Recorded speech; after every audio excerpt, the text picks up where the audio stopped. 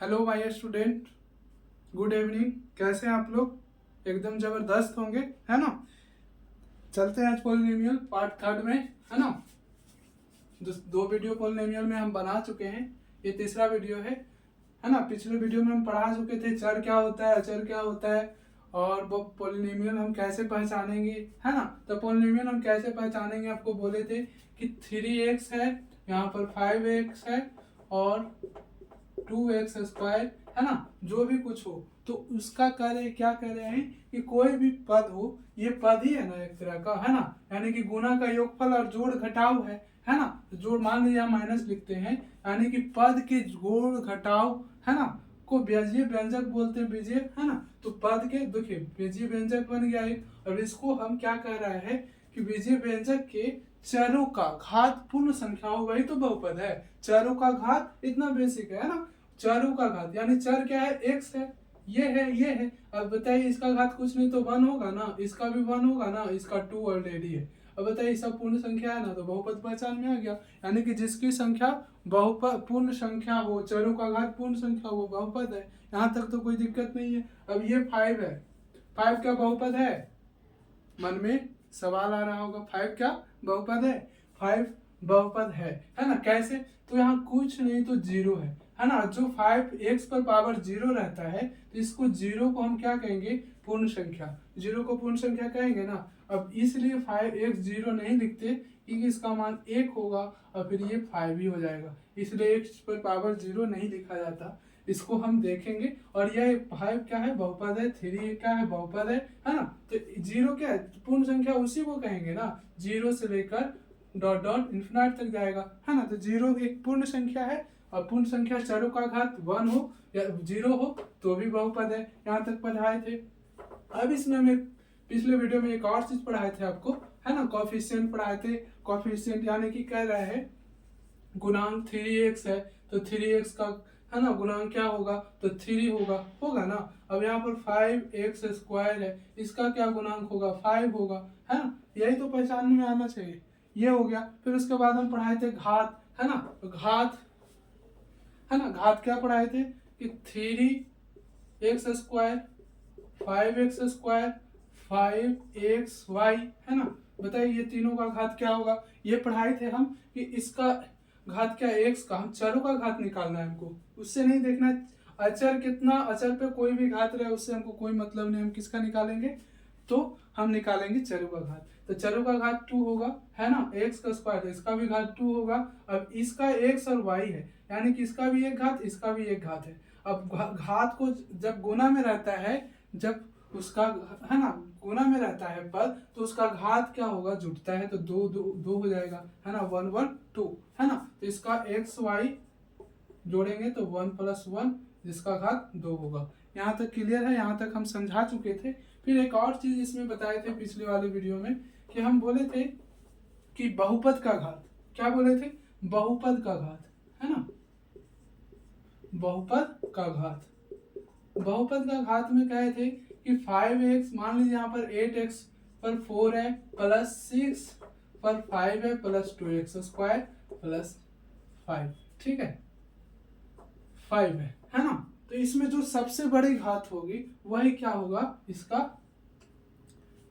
बहुपद का घात कहलाएगा। ये ध्यान रखना है ना। जो सबसे बड़ी चरों का सबसे बड़ा घात होगा वही क्या होगा, बहुपद, बहुपद का घात कहलाएगा। यहाँ तो कोई दिक्कत है, बस ये बेसिक था। अब थोड़ा सा हम चैप्टर के नजदीक, अब क्या कहते हैं, एक्सरसाइज के नजदीक आ रहे हैं हम। अब क्या कहता है कि बहुपद का प्रकार पढ़ना है हमको। घात के आधार पर बहुपद को बांटा गया है। घात के आधार पर मतलब उसके पावर के, जो घात है ना, घात के आधार पर रैखिक बहुपद। जैसे एक घात वाले को हम क्या कहते हैं, एक घात वाले बहुपद को हम क्या कहेंगे, एक घात वाले बहुपद को लीनियर पॉलिनोमियल कहते हैं, लाइनियर पॉलिनोमियल कहते हैं, यानी कि रैखिक बहुपद कहते हैं। क्या कहते हैं, रैखिक बहुपद, रैखिक बहुपद कहते हैं, रैखिक बहुपद कहते हैं, है ना। अब देखेंगे क्या होता है रैखिक। जैसे हम 6x + 4, इसका घात क्या है, 1 है ना, तो ये रैखिक बहुपद है ना। यहाँ पर 5x + 2 ये क्या है, रैखिक बहुपद है। यहाँ तक कोई दिक्कत है ना। तो इसका व्यापक रूप होता है, इसका व्यापक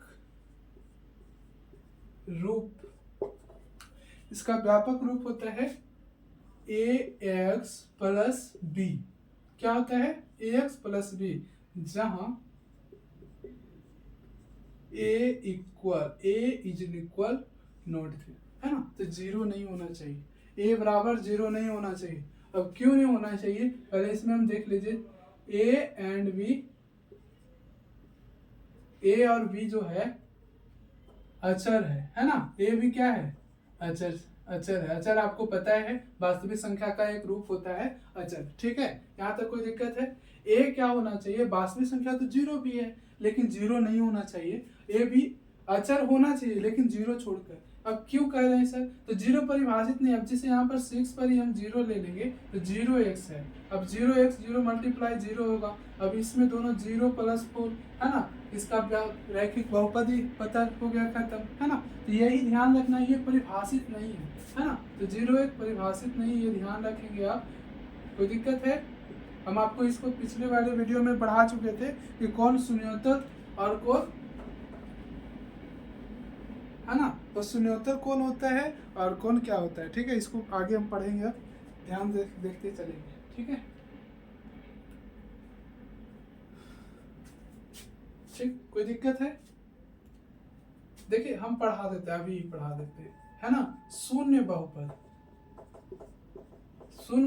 का घात 0 होगा, है ना। अपरिभाषित होगा,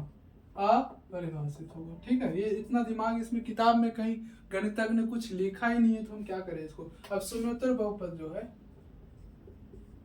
शून्योत्तर बहुपद जो है ना, उसमें हम देखेंगे तो शून्योत्तर बहुपद में क्या कह रहा है कि जैसे हम अभी बताए थे आपको पिछले वाले वीडियो में कि 5 का घात 5 एक क्या बहुपद है। हाँ सर, यहाँ पर कुछ नहीं, तो x⁴ 0 है, ये इसका घात 0 है, यानी कि शून्योत्तर बहुपद का घात 0 होता है और ये अपरिभाषित है, ठीक है। हम आगे चलते हैं, है ना। थोड़ा जल्दी बेसिक से पढ़ते चलते हैं। बेसिक इसका एग्जाम्पल लिखा देते हैं तो, है ना।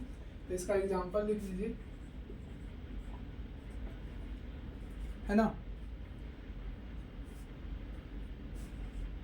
3x + 4 और √5x + 2, ठीक है। दो एग्जाम्पल हो गया।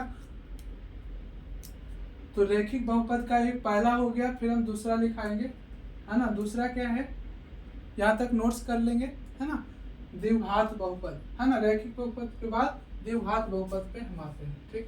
इसको इरेज करते हैं।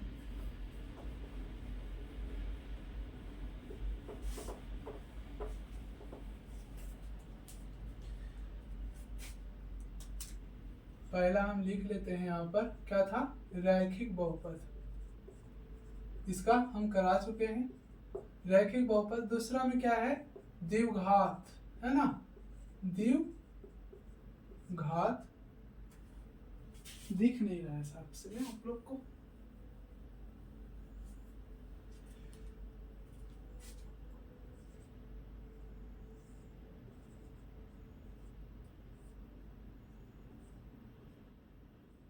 द्विघात बहुपद, है ना। ये दूसरा, इसका दूसरा प्रकार है द्विघात बहुपद, है ना। क्वाड्रेटिक पॉलिनोमियल, ठीक है। इसको इसमें क्या होगा, इसमें आपको बताने की चीज नहीं, हम बता रहे हैं कि दो घात वाले, क्या है, इतना इजी है। दो घात वाले बहुपद को द्विघात बहुपद कहते हैं। दो घात वाले, ये हम नहीं भी बताते तो आप लोग बताते, आप लोग बहुत स्मार्ट हैं, एक बार में ही समझ में आ रहा है आप लोग, है ना। द्विघात बहुपद, दो घात वाले बहुपद को द्विघात बहुपद कहेंगे, द्विघात बहुपद कहते हैं। मेहनत करेंगे जरूर, आपको आएगा ही। आप पहले ही मेरे से बहुत फास्ट है, लेकिन देखिए यहाँ पर व्यापक रूप, ध्यान से बस देखते चलिए, समझते जाइए। व्यापक रूप में क्या होता है, इसका व्यापक रूप लिखने से पहले एक दो एग्जांपल ले लेते हैं। जैसे यहाँ पर 5x² प्लस 2x प्लस 3 है ना। अब व्यापक रूप क्या है इसका, ax² plus bx plus c, ये इसका व्यापक रूप है ना, इसका व्यापक रूप है। और जहां a is equal not zero, a is equal not zero, ठीक है, a जीरो नहीं होना चाहिए। ठीक, यहां तक समझ में आया। द्विघात बहुपद क्लियर। चलिए, एक तो एग्जांपल ये रहा, और फिर एक ये भी लिख लीजिए 3x² 2, ये भी एक बहुपद ही है, द्विघात बहुपद है। हमें सिर्फ दो घात वाले बहुपद द्विघात बहुपद कहते हैं। यहाँ तक कोई दिक्कत है? चलिए त्रिघात बहुपद पे चलते हैं, देख लीजिए, ध्यान से समझते चलिएगा, है ना। यानी कि कह रहा है ना, इसका भी बहुपद का घात हम अभी पहले पढ़ाए थे, इसलिए बहुपद का घात क्यों पढ़ाए थे कि हमको पता होना चाहिए इसका बहुपद का घात क्या है, 2 है। जो सबसे ज्यादा बड़ा, जिसका सबसे बड़ा घात होता है वही तो बहुपद का घात कहलाता है। इस पदों में जिसका सबसे बड़ा बहुपद का घात है वही बहुपद का है। तो सबसे बड़ा क्या है, 2 है, तो 2 है। इसका बहुपद का घात 2 है, यानी कि दो घात वाले बहुपद को द्विघात बहुपद कहते हैं। कोई दिक्कत है? चलिए आगे चलते हैं।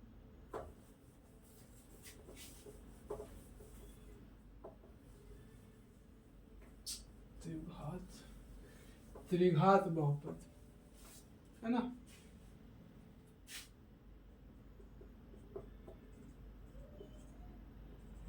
द्विघात। अब तीसरा में है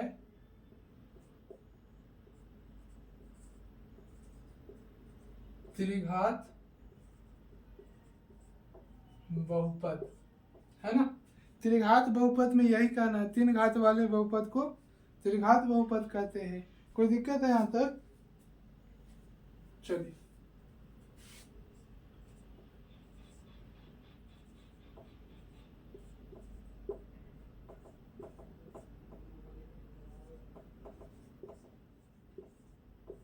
बहुपद को त्रिघात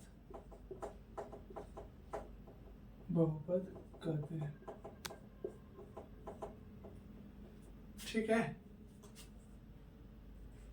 3 घात वाले बहुपद को त्रिघात बहुपद कहते हैं, है ना। व्यापक रूप इसका होगा, इतना इजी है। व्यापक रूप क्या है, तो ax पर क्यू जितना है 3 है तो 3 घात से स्टार्ट करेंगे, ax³ bx² है ना, cx प्लस d, है ना। इस वाले बोर्ड का एग्जाम था तो क्वेश्चन पूछा गया था कि त्रिघात बहुपद का व्यापक रूप क्या है ना।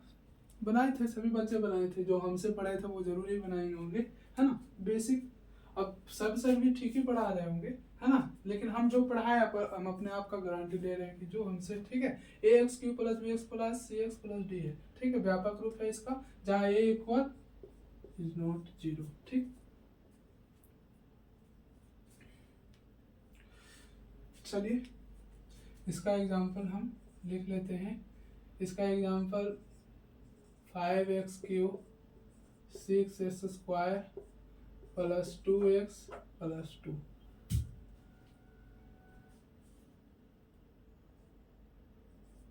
ठीक।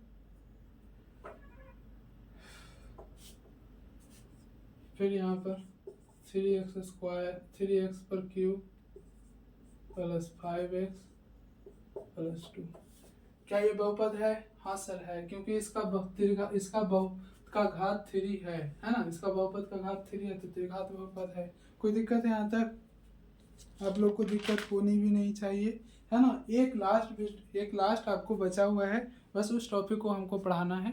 फिर उसके बाद, है ना, हम और भी एक दो तीन जो है बेसिक पढ़ाकर आपको एक्सरसाइज उसके बाद स्टार्ट करेंगे, है ना।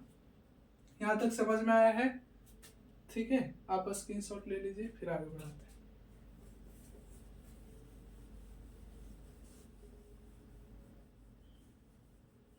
एक जो है अचर बहुपद, है ना, नाम से ही लग रहा है अचर बहुपद, है ना। तो अचर बहुपद एक क्या है,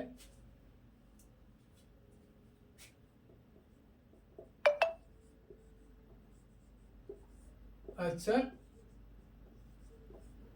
बहुपद, है ना। जो पीछे हम पढ़ा चुके हैं वही अचर बहुपद है, कुछ इसमें खास नहीं है ना। तो शून्यतर अचर बहुपद दो टाइप्स के होते हैं।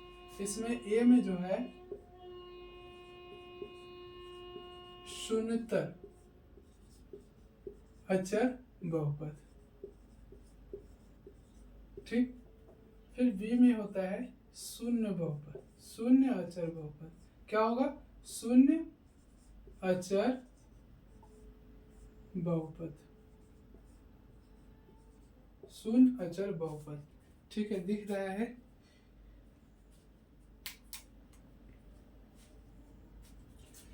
शून्यतर अशून्य अचर बहुपद, है ना, ध्यान से देखते चलेंगे।